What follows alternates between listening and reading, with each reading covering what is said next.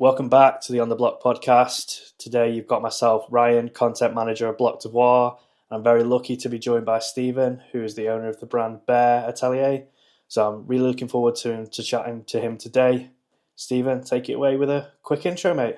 Thank you for having me, Ryan. Like you said there, I'm Stephen. You've invited me on today just to speak about the brand. So I'm from Glasgow and I run a brand called Baire Atelier.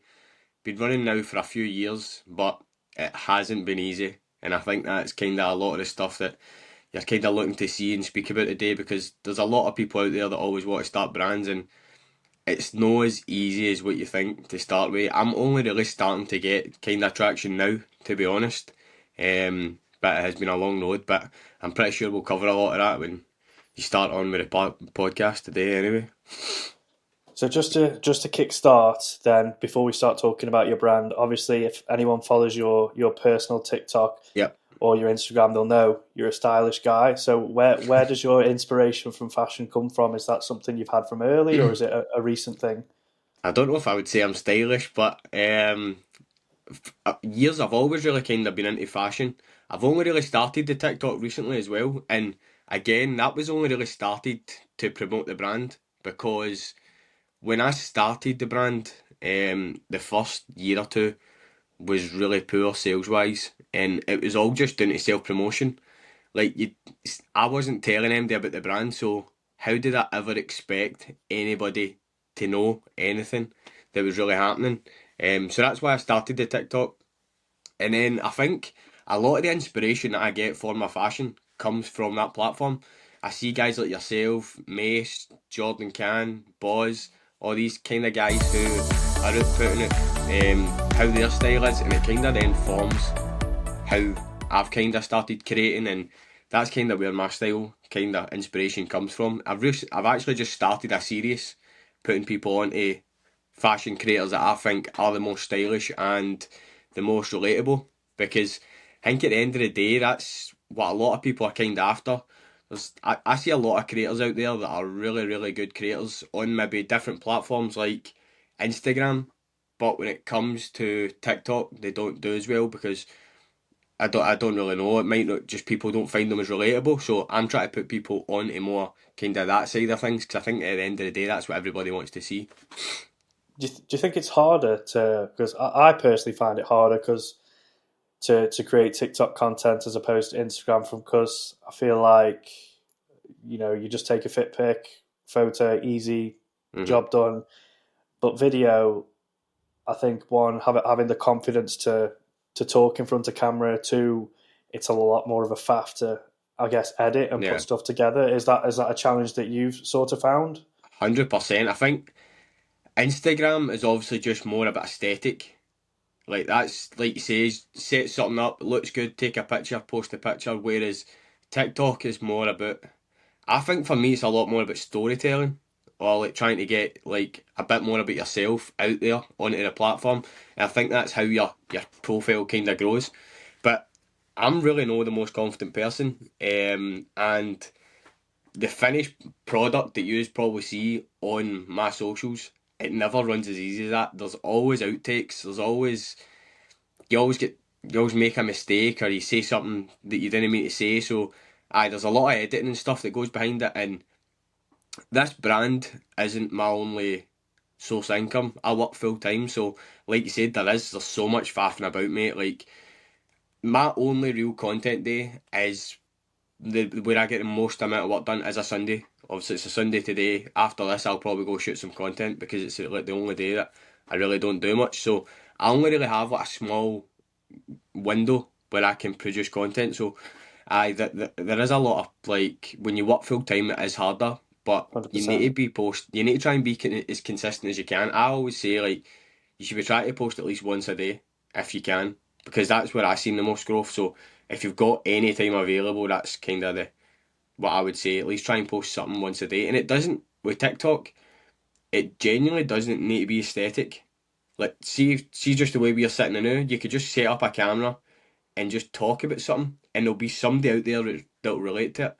And before you know it, it'll just start snowballing, and people start following you, and it'll start to get traction. And that's kind of what I found anyway.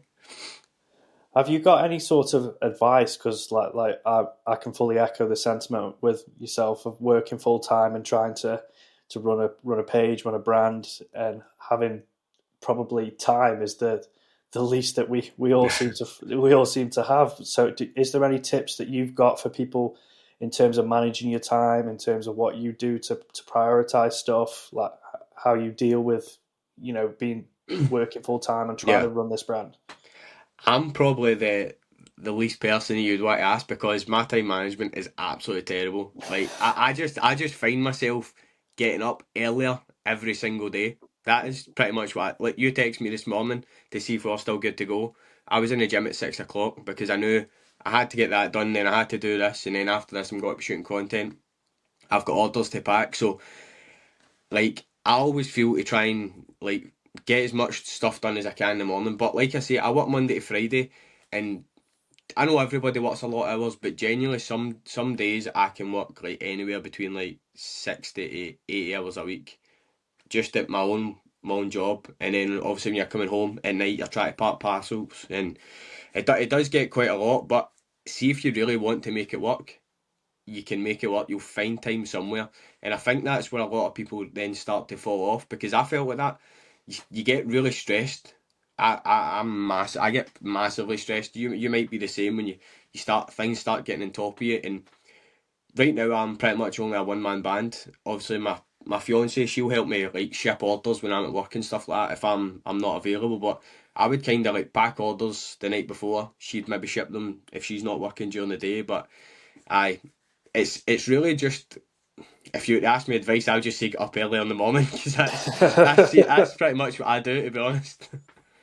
Yeah, it's definitely something that I've found as well. Is like trying to get into a routine as well. Like if Mhm. to get up early, like you say, I always try and get up early, either go for a walk or go to the gym because I think once you start Yeah, work and then you do your 9 to 5 and then sometimes you've got your 5 to 9 after that where for me it's scheduling content, it's finding pictures, it's managing accounts, it's replying to DMs yeah, and stuff. It's I suppose it's a lot of the stuff that's pretty similar for a brand that people don't see, the stuff that goes on in the background that I'm sure you've got like to think ahead of, like, I need content for this, I'm dropping this, have I got pictures, yeah. I need to record my videos, or I've got a million TikToks to edit. Like, I think sometimes it can, until you're actually doing it you don't quite realize just how time consuming some of those little things are. Yeah, 100%. And it's when you actually start to get into the groove of it as well, and you don't realise how much stuff you're actually doing just yourself, like you've just touched on there. So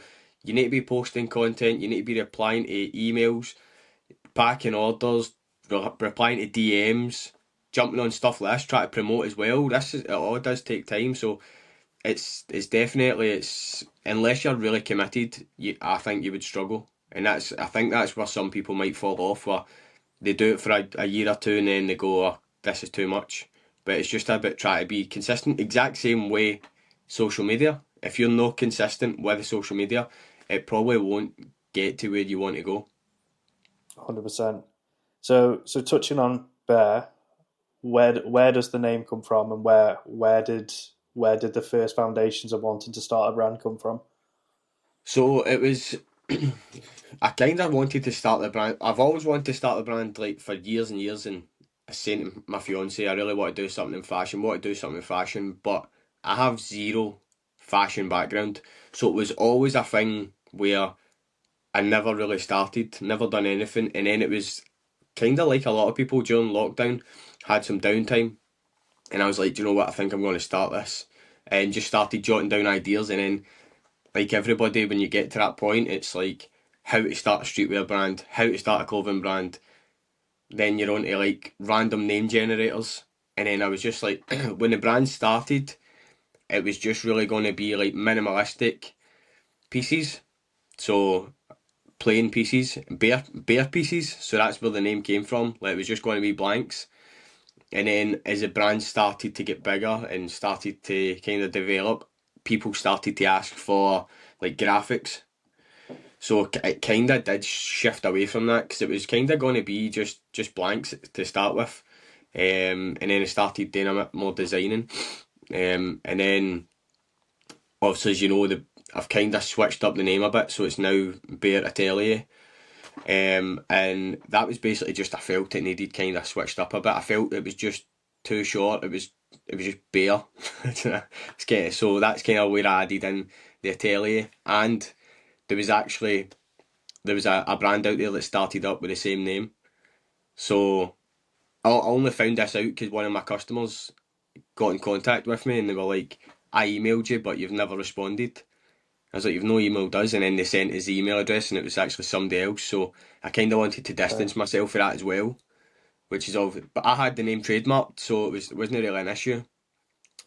So that's kind of why I added in the second part, because I just didn't want to have that kind of conflict either.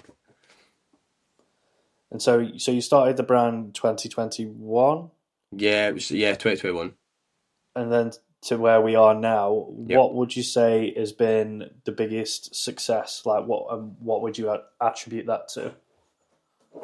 I would And I- definitely say my last drop, the long sleeve tee, the grey and white one, and that is genuinely, I think a lot of that was down to the marketing. And when I went to New York and I shot just on we basically just bought a old style camcorder, so that was really low budget. Obviously, we were already going to New York for a holiday, and I was like, I think we could maybe do something over here, kind of try and promote this t-shirt. And I was going for like the kind of like clean city boy kind of aesthetic, but on giving that nostalgic feel with a camcorder. And I just basically got my fiance to film me walking around New York on a day that I was wearing the t-shirt, and we just clipped it up and just posted it. And the response was the best that I'd ever done, and it wasn't even. I remember my first drop that I ever done, and I spent a lot of money on getting people to do a photo shoot for me, and I get nowhere near the traction that I did just doing like a day in the life sort of vibe walking about New York, which was, if you probably, we were already going on holiday, so I'm not even counting that as an expense for the brand. But yeah, it was very low budget and it was definitely the best to date. And I think as well, people say that they've seen a lot of the TikTok content as well. So just me jumping on, speaking about the t-shirt, maybe doing an outfit of the day in the t-shirt, and then people get to see what it actually feels like, or sorry, what it fits like. Um, and yeah, I think that helped as well. So it was kind of a culmination of everything: the marketing behind it, the footage, and then kind of my own personal TikTok. Because that's one thing I've seen from obviously watching both your brand and your personal one, that your TikTok content has one got more consistent, it's improved, and you can definitely see how that would contribute to it. Do you think, like you said, the key to that is the consistency, and sometimes for people who may be a bit concerned or maybe don't want to be the face of the brand, do you think sometimes it's just a case of you just got to do it, and then as soon as you say, like, if you stick at it, it gives you the confidence that you're doing the right thing? 100%. I think, especially if you're like myself, so you have zero fashion experience and content creation, like the brand was never. The only reason I started the TikTok was because the brand was at a stalemate. I was at a position where I could never move forward with the brand because I wasn't promoting. I didn't. It's not that I didn't believe in it. I felt kind of. See, like they say, like you get imposter syndrome. Like I had no experience, so I felt I wasn't the right person to ever have this brand, and it just got to a point where I was like, do you know what? I need to, because nobody knew who ran Bear. It was only really my friends that knew. So it then got to a point I just sat up, said to my fiance, I'm going to make a video one day about this, and I just sat up a camera, and I basically just done an introduction, and it was, my name's Stephen, I run this brand, and it's not doing so well. This is kind of, going forward. I'm going to start doing this and that, and then like you says, I just started making low quality TikTok content, and it's kind of just progressed for there. The consistency, and the more you're on TikTok, the more content you see, and you start to see what trends, what people like, and then you start to kind of follow that path, and just naturally your content will just start to get better, and your following will just gradually start to creep up. Like, I'm nearly at 10,000 followers, and I never ever thought I would be anywhere near that. And a lot of it's happened within like the last couple of months. So the more that you start putting out, regardless of the sort of views it's getting, because see, eventually there'll be one video that will just hit, and then your following will just start going up because everybody will start to then look at your page, and then see all the content that you've posted already. That will start to get more traction, and then it just kind of snowballs from there. Yeah, I think. I mean, correct me if I'm wrong, but like one of your videos that did really well was when you went on holiday. Yeah, Was it to so, Tanzania? yeah, yeah. I went to Zanzibar, so it's just outside Tanzania. But yeah, that was just like I think that's kind of my content that does the best. See, like the day in the life sort of stuff, where it's incorporating what I'm kind of like as a person, but the brand. And then that was just a video where I was on holiday and just spoke about obviously what it was like over there because it's not a place that a lot of people don't even know where it is, or a lot of people are like, why would you ever go to Africa? And then when I posted the video, a lot of people seen that that's actually a really nice part of the world. Yeah, and I think that's one of the things that people may overlook and may think is just doing the normal stuff, like Yeah. just doing like well, going to Zanzibar is probably just not normal stuff, but showing that the personal side to Yeah. you, your holidays, the things you like, the the thing where probably like a lot of YouTubers that have started brands maybe have the advantage because people are already bought into that person. Yeah. They buy the brand because they're buying into the person. Like probably like Daniel Simmons, Ronin Hmm. are probably really good examples where they've both been really good at YouTube content, so people know who they are, they relate to them. Yeah. But you've almost got to try and build your own personal brand alongside your own brand. Would you say that's probably the case? Yeah, definitely. And I think that's another thing that's took a lot of my time as well. Do you know what I mean? Where I've not already got a platform with content. I'm trying to build that up and build the brand at the same time. So, but again, that's kind of I've seen a lot of like smaller brands doing that, and it's gone that way. Do you know what I mean? The projections went up. So, hopefully, if I keep consistent, keep chipping away. Like I said, the last drop was the best drop that the brand's definitely done to date. It was the most sales that we've ever done. I actually sold. I basically made the decision to double down and buy the most stock that I'd ever bought. So I sold more in like any size than I'd ever sold in full drops before, which is obviously that's kind of where you need to be if you're looking for progress. Do you know what I mean? But the the the sort of personal stuff behind TikTok and that, I think nowadays that is what people want to see. People want to be kind of buying into it. Everybody says about a community. That's what a lot of people want to kind of buy into nowadays. Like you look at like Represent, Broken Planet, they're all kind of building this sort of vibe that people want to kind of go with, and that's I think that's more where fashion's gone nowadays. And what was there any sort of major pinch me moment from that recent drop? Like, did you get a sale from somewhere around the world and you were just like, "That's insane"? Aye, so a couple I've actually had a few. So one that went to Denmark, a few that went to Australia as well. And it's not the first time obviously I've posted it abroad, but see any time that happens, like it is just crazy. It's a really good feeling, like when you get somebody on the other side of the world.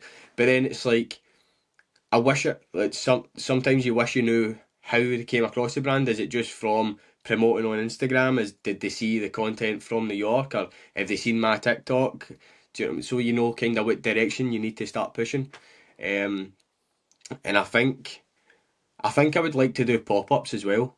See, like you get a lot of brand. I don't know if we're kind of at the size yet for a pop up, but a pop up somewhere I think would be pretty cool. I think if I could get that this year, that would definitely be another pinch me moment. Where would you think to be the first place you'd like to do one? Would it be would it be where you're from, or would it be Yeah, London? I think definitely it would definitely be just in Glasgow somewhere, just to see how it went. Do you know what I mean? Dip the toe, see how it went, and then maybe something down south because obviously in England, because that's a lot of the orders go down there as well. And what would you say is for someone like I've not been to Glasgow? What would you say is there a fashion scene in Glasgow? What would you say the style is of Glasgow? Do you think does that fit, or is like for people who've never been to Scotland, never been to Glasgow? What would you say it's like there? They don't all wear kilts anyway. I can tell you that. I know everybody seems to think that. Do you know what I mean? That's no. Um, I would say up until about not because my brand started in any means, but up until about 4 or 5 years ago, I don't really think Scotland had a fashion scene, to be honest. Not especially on social media anyway, but in the last couple of years, there have been really, really good brands started up. Um, some before mine, some after mine. Some of them are doing really well. But yeah, the scene in Glasgow is getting a lot better. There's actually um, a boy that's messaged me. He started up like an expo, fashion expo. So he done his first last year, and I think it was really really well received.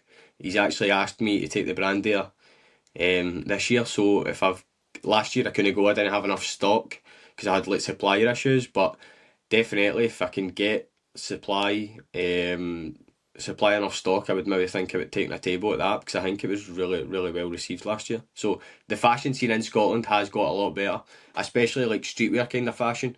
And there is a lot of brands popping up off here.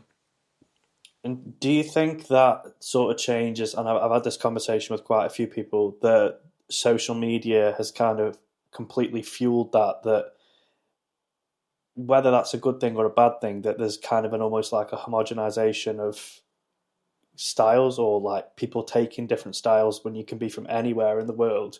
Do you see that as like a positive thing that like you might have a style that typically say you'd think is someone from London or you'd Yeah. think someone from New York? Do you think that's a positive thing, or do you think there's still room for people to be completely unique to a specific city and region, or do you think that's hard now? I would say it's definitely a positive. Like you said, social media has opened up so much possibility for people's own personal style to evolve. Mine's has evolved massively for like when I was a kid, everybody's probably the exact same. But I don't really think there's a unique style to Glasgow. Except maybe I don't really think there is, to be honest. There's nothing that sticks out to me. In Glasgow there's actually quite there used to be a bad culture of if you were a bit different or you did dress a bit different, you get not picked on, but you were kinda like an outcast sort of thing. But that really does seem to kinda have faded, and there is a lot more positivity about social media and fashion around Scotland, whereas before it really wasn't well received, I wouldn't say. And then you touched on very briefly there about how your style potentially has changed. Is there any sort of style phases that you look back on and you think, oh, I really regret that, or why did I wear that? Or obviously at the time it probably looked it was in it and you thought this is good, but is there anything you look back on any fit pictures and you're like, oh no. Um, Majority of stuff before last year, to be honest. And I know what will happen. You'll look back in your fashion maybe 10 years from now and you'll think the exact same. Um, a lot of my younger days were spent like in tracksuits, to be honest. Where I'm from, that's kind of like the done thing. But yeah, just like through high school and stuff like that, really, really questionable. And like I remember like when skinny jeans were in, and to be honest, I could never really get skinny jeans to fit me fit me right anyway. They were always skin tight at the legs and massive at the waist. And seeing you look back in pictures, you're just like, wow, what was happening there? Well, I don't know if you've seen on TikTok and Twitter and stuff, people are just saying skinny jeans are coming back. So I, I I, don't I, think that could be me. I honestly, I don't think it will be me either. To be honest, I would maybe go back to like straight kind of jeans with the whole Kendrick Lamar thing as well. You seen like the boot cut coming back. I don't know if I would maybe rock that. But yeah, I don't think I would ever go back to skinny jeans. No, Definitely no the not sprayed on ones that everybody used to wear. the thing is like now, like the focus is purely on comfort. I think for most people, and skinny jeans are not comfortable. Like No. they're hard to get on, and yeah, I just yeah. If skinny jeans did come back, I'm just like wow, like I think what's see going on? nowadays as well. There's a lot more shoes, a lot more chunkier nowadays. Whereas back in the day, they maybe I looked a bit more like seamless, where the skinny jean wasn't it. But I think nowadays it would just be skinny jean, big massive shoe, and it just wouldn't look Wouldn't right, to be work. honest. Yeah. So just going back to the success of your last drop. So you sent me one of your tees out, and I'm really grateful for that. But one of the first things I noticed from it was the quality, Yep. the fit, and it's definitely, like you can say, from a small brand. I think that's the quality was the thing that really stood out to me. Where would you say that is that like a real focus for you? Was it hard to get material that quality? Did it take a lot to get to the level where you want to be? And is that the sort of benchmark that you think you're going to set for your future releases as well? So when I started the brand was basically started because I got into a position where I was buying a lot of like designer brands, spending a lot of money on t-shirts, and one wash they were absolutely done. So that was another focus behind the brand, was always kind of striving towards high quality garments.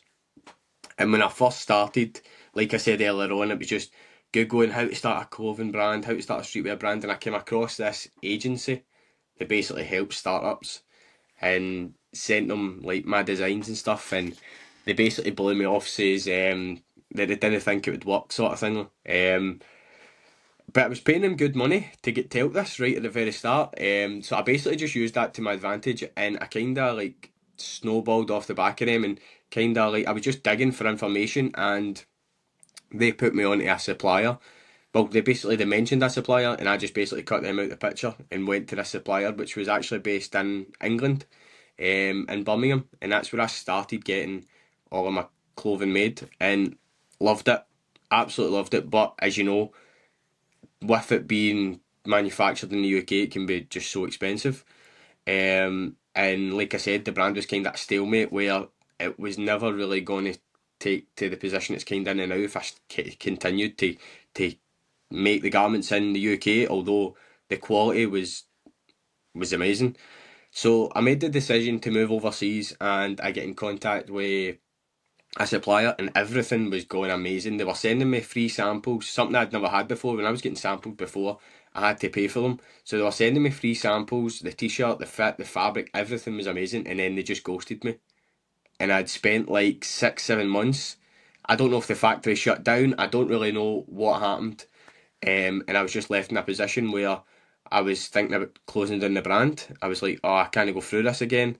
Although I had invested absolutely no more money, because they weren't charging me for samples or anything like that. And then I decided to kind of kick on again. I was going to try and find a new supplier overseas, and then I came across the supplier that I'm on to now. And just one thing that I've noticed is there's just so much good fabric out there that I just wasn't tapping into. Like, I was just stuck here, manufacturing in the UK, using the same fabrics, and yeah, there's just so many other possibilities out there. And just because it's made overseas doesn't mean it's quality. And I think this t-shirt is kind of a testament to that. You can get good quality garments, and you can get really good manufacturers. Doesn't always need to be in the UK. And what was that like to find the manufacturer you're at now? Was it a trial and error process, or did you Yep. just happen to strike lucky and this one was the right one for you? No, it was trial and error. I did try a different few, and then just kind of came across this one. But again, there's so much. See, like TikTok and stuff like that. There's so much research out there that you can do. Like, if you come across a factory, somebody's probably made a video on it, or there's actually people that are dedicated to promoting like factories and stuff like that on these sort of platforms. So if you do come across a supplier, you don't need to start buying product right away. You can do research on them, find out who they've worked with before. You can ask all these sort of questions. Is this sort of stuff that I didn't know when I first started? You can ask them who their previous people that they've manufactured for. Find out if it's reputable people. There's always testimonies out there that you can get about factories and stuff like that as well. So yeah, it was a bit of trial and error, but it all worked out in the end. And would you say the biggest challenge in that process was that being almost ghosted by a manufacturer? And I'd say probably in your case, in that example, the hardest thing was just the loss in time. Yep. Aye, that loss in time, that was because one thing I felt, well, I kind of know from having the brand is lead times. Sometimes you can go weeks, or you can go a month if you don't have any stock if you've sold out. So then, see, when I went like 6, 8 months without selling anything, to me that just felt like I don't even know how to go forward here now, because they had a full plan of everything that I was going to drop, and then for it just to get pulled from underneath your feet and to then have to start all over again, yeah, it was soul destroying. But it's a learning curve at the end of the day. And probably one for that other people will go through. That I guess the advice there is just probably not to give up. Like Yep. I suppose it would have been very easy to just go, I've had enough with this. But Hmm. I suppose unless you persevere through difficult times, and I guess every brand owner and startup and business in general goes through difficult times. But it's I guess how you manage and uh, mitigate that, and you wouldn't be where you are today for sure if you'd have Yeah. just packed in. Definitely, and I think see as well having that transparency on like social media, a lot of people did relate to that. Like, because I just basically jumped on and just told the story about how I found this new supplier and they ghosted me, and I was thinking about giving up, but I'm not going to give up. And people start to like that, and a lot of people. Somebody actually said to me before, people buy from people, and it's such a thing that's resonated with me. I think that is kind of how to drive sales nowadays. It's just like, see if you do go through a struggle, go on and talk about it or document it, and people will relate to it, and you'll start to see a bit more traction, and there'll probably more people invest in you and in your brand or whatever it is that you're trying to do. I think it's that honesty and transparency in it that not everything's perfect all the time. And I think when Yeah, you look at big brands and you look at they've got lots of money, lots of resource, lots of backing, everything always looks great. And I think a lot of people maybe are trying to obviously aspire to be like that, but it's not comparable. Like there's such a big difference between like if you were trying to compare yourself to say a represent right now, yeah, that the scale is so different, but they will have had challenges. They would have hmm, had, things happen, things go wrong. I don't know if you ever saw the documentary that Cole Buxton did, where they had really big supplier issues on one of the t-shirts, and everything yeah, was in the wrong size. And so I think it's a not almost an expected thing, but I think people want to see it, don't they? They yeah, want to see that the real world, that not every day is perfect, not everything works as expected. And I think if brands try to be too polished, people kind of see through it, and people yeah. think, well, it's not always like that. No, it's definitely no. I think my brand has definitely been like an example of that, where it's never always rosy. But again, I think it is just that pure consistency, that grit, that willing to just keep going. And if you keep going, hopefully it will pay off. I'm starting to see progress. Don't know how far it will go. I hope it keeps going forever, but at the moment it's going well anyway. So we'll see how the next drop goes. Um, in terms of your next drop and things for the future for Baire, what are maybe like the short term brand goals, and where do you see yourself in maybe 5 years? Like what would be the ideal in terms of, do you want to be stocked in places? What kind of products do you want to do? Yeah. What does the future look like, you think? I think this is where I kind of get lost. Is I think when the first couple of years I was trying really complicated garments, when I've really started to realise the sellers are like t-shirts, caps. To be honest, that's probably my best two sellers, and I think I'm just going to strip it right back to just kind of focusing on that, because when you start up, you need the cash flow. Whereas I was designing like at the start, like cargo trousers and like some hoodies and stuff. But the hoodies were, like I said, I was manufacturing in the UK. It was really high GSM. The price was high, so it was really hard to sell because it was just a new brand. When people bought the product, they realised how good it was, but it was just at that time, I think it was just a wrong move. So if you're looking to start, I would just start with the basics. Just start with t-shirts. That's Everybody will buy a t-shirt. Not everybody will buy a pair of cargo trousers or shorts or shoes. So yeah, I'm going to kind of just run with that. I've got a good few designs that I've kind of marked up. Where I see the brand is right now, I think it'll probably just stay online, and it'll probably just stay drops, to be honest. That's kind of the thing that I think works the best. Instead of investing in loads and loads of stock and having it sit, I prefer to just kind of do drops at the moment. And I've had a few local suppliers contacting me about kind of obviously becoming stockists, but it's really how to then go about that. Is it wholesale or is it are they buying?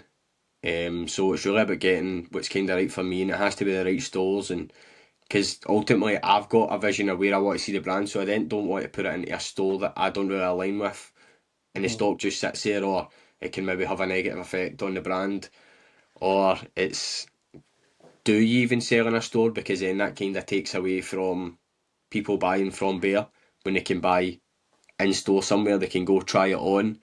So it's all this kind of stuff where I'm kind of weighing up at the moment.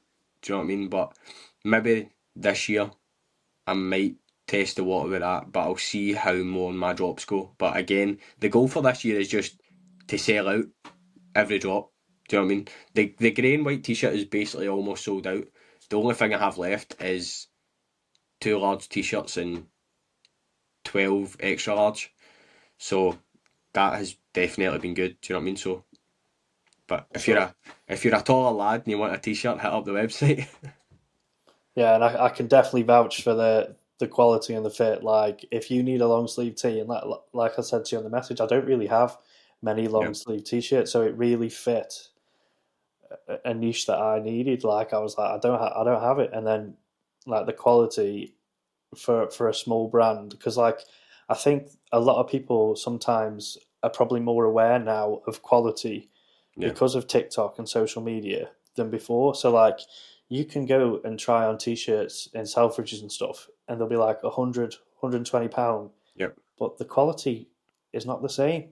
And I think people are maybe getting wise to it that the high price and big brand name doesn't necessarily mean you're getting the quality. And yeah, I think that's probably like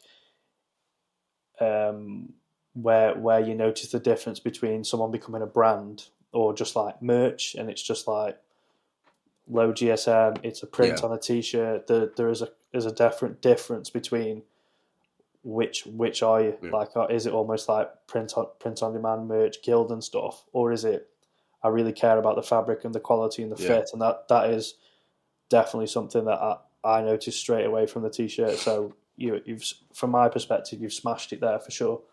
I think as well, a lot of people nowadays, you said it there, a lot of people get kind of caught up on just solely GSM now, but I feel that was maybe kind of where I was a few years ago as well. Like, I was bringing out really high GSM hoodies, but see now when I look back, they were so rigid. The GSM was actually too high, whereas see if I just didn't focus as much on that and the softness of the fabric, it'd have probably been a better garment. So it's not always just down to GSM. Do you know what I mean? There is good quality fabrics out there that just a bit lighter in weight. What would you say is the sort of short-term goal for the caps? Like, is there any one? Is a spin on the question maybe? Like, if you saw anyone in Bear, like who would be like that one person that would be like, I'd love to have the cap on, or I'd love to get my t-shirt on them. Like, is it a celebrity? Is it an influencer? Is there anyone that Uh, springs to mind? that is a really good question. I don't know. Um, I Was it don't know. someone you maybe looked up to when you were growing up, I or know. someone you? I was thinking just being for Glasgow. Um, I support Rangers. I'm currently wearing a green and white cap, but so I don't know how that will go down. But it would probably be a Rangers player, probably, or like I've actually sold to a few football players, but coming to mind like somebody maybe like see for the Premier League, like Morgan's Gibb White, something like that. Somebody with real style for down south. I think that would really, if somebody like That'd be that cool. just put an order in, I think that would be a good feeling. And Yeah. do you think that with that, like, that footballers are getting more stylish? Because like I don't know, like I'm a Liverpool fan, and I see sometimes that they post like the players going into training, and you see like Van Dijk, Salah, Yeah.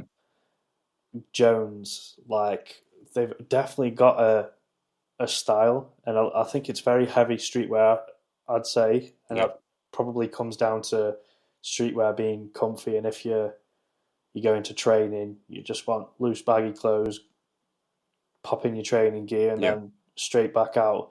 But do you think that's a change in footballer style, or do you think that's just come with the times of being Instagram and what people see that they want to be like that? I think it's probably just a sign of the times. And a lot of the more younger football players that are coming through, they're probably as well kind of influencing the older football players, and kind of their style. So I think it's just the more that streetwear develops in the UK, you'll probably just start to see a lot more of these football players kind of swaying towards like streetwear as well. But yeah, I think if I seen a few Premier League players just randomly putting in orders, that'd be quite a cool That'd be, feeling. and you kind of touched on it there with the changes in streetwear. But what do you see as the future of streetwear? Very big and open ended question. And how, like, what do you see as the future of streetwear, and how does that affect your brand? I see Well, Baire. that's a tough one. Baire is the future of streetwear. There we go. There we uh, go. that's an exclusive. The future of streetwear is I still think the oversized boxy kind of t-shirts. I think that'll remain. I don't think you'll go back to skin tight like. Remember they done like muscle fit t-shirts, skinny jeans. I don't think that sort of stuff will come back. I think it'll be more kind of like you said. Streetwear's more about now being relaxed. So I think that's the kind of vibe that streetwear gives, and I think that's pretty much what will stay, to be honest. And I think like for what I see in fashion, it's about blending kind of smart and casual. So you'll see like people maybe wear like baggy ripped denims, but on top they'll have a blazer. Then they might have on loafers. So I think this will really become a part where it's a lot about a contrast in fashion, and that'll be the best. Like the best creators. That's kind of what you see them doing. I was just gonna literally say the exact same thing, because I think maybe if you just said 10 years ago, you could probably see some smart sweatpants going out for a meal, or like ripped jeans. Yeah. You'd probably been like, I probably wouldn't think that would be the case, but like now you've got so much high end sort of streetwear brands that do, track pants that are 150 plus Yeah. maybe. You think, oh, if I've spent £150 on some track pants, I want to wear them. And Yeah. like you say, dressing things up, dressing things down. There's definitely a lot more of blurred lines in style and what's acceptable, considering what you'd probably traditionally think is formal of, suit trousers, smart shirt, blazer, loafers. There's definitely a big crossover now, which I personally think is good, because I've Yeah. never really liked formal attire personally, because of that comfort factor, that if you're in a really fitted suit, a really fitted pair of trousers, it's just, for me personally, not very comfortable. Yeah. But it'd be interesting to see how that takes shape going forward. And just before we look to wrap up, I guess the one final question I would like to ask is, as a brand owner yourself and with the challenges you've been on, if you could give one piece of advice to someone who's probably in a similar position to you or wants to kickstart their brand, what would the advice you give be? I would say just start, because I wasted so much time, years and years, dwelling on do I start, do I not start, and the brand could be a lot further on than what it is actually now. I think with the stuff like your podcast, this is absolutely unbelievable for smaller brands. It's a platform to let people know what's happening out there. Social media has just opened up so many doors for younger people. Like if you want to do anything in fashion or start a brand, my advice is just start, because there is no better time than right now. And coming from me, there's so many possibilities out there, and like there can be more than one brand. In my own personal opinion, I'm more than happy to support other brands out there, because I actually do it on my own personal page. Like I'll do styling videos and I'll shout out other brands, because there's loads of bread out there. Everybody can make money. It doesn't just have to be the one brand. And I think the more brands out there, the better, because then the way I see it is if it starts to open up the fashion scene, it's more eyes that can eventually find my brand as well. But yeah, just start, and you don't need fashion experience. You you don't like if you really committed and you work hard and you can produce good quality garments, it will eventually work. And I hope that my brand continues because I never had any fashion experience, and you've bought a product and you think it's good. So I'm just hoping that if maybe somebody's watching this and they'll see it, they'll think the product's good. But yeah, just start. Just at the start, the content doesn't even need to be high end content. It's just about getting the name out there, getting people to find out about you. And another bit of advice that I found out is try and make it relatable. Like jump on and let people know about yourself and why you're starting, what your life's like inside and outside of fashion, and just run with it. And hopefully it'll work for you, kind of the way it's working for me just now. Awesome. Thank you, Stephen, for the time. Just before we wrap up, do you want to give a quick plug to where people can check you out? So on Instagram, it's at Baire Atelier, or the website is baireclo.com. And another exclusive, these caps will be dropping next Friday at 7 p.m. in the three colourways, so the black, the blue, and the green. So if you want to get one, head over to the website and get your name on the waiting list. Awesome. Thank you for your time today, Stephen. It's been No great to problem. chat with you. Pleasure, mate. Cheers. Cheers.